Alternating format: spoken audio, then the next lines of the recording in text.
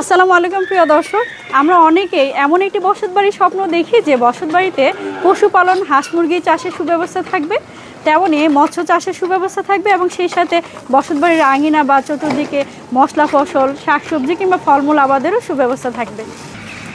আর এইভাবে চাষাবাদকে বলা হয় সমন্বিত চাষাবাদ, যেখানে এক সিস্টেমের বজ্র বা আবর্জনা অন্য একটি সিস্টেমের জন্য প্রয়োজনীয় উপাদান হয়ে দাঁড়ায়।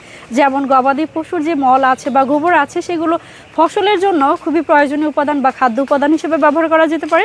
আবার পুকুরের উপর যখন হাঁস মুরগি চাষ করা হয়, তখন এই হাঁস মুরগির বীজটা পুকুরের মাছের জন্য প্রয়োজনীয় খাবার হয়ে দাঁড়ায়।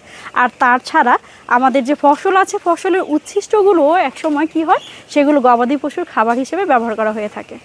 এইভাবে সমন্বিত পদ্ধতিতে যদি চাষাবাদ করা হয়, আমাদের পরিবেশ বান্ধব কৃষির নিশ্চয়তা হয়, আমাদের নিরাপদ খাবারের নিশ্চয়তা হয়, পারিবারিক পুষ্টির নিশ্চয়তা হয় এবং সেই সাথে আমাদের সাংসারিক বা পারিবারিক যে আয়, সে আয়ও কিন্তু বৃদ্ধি পায়।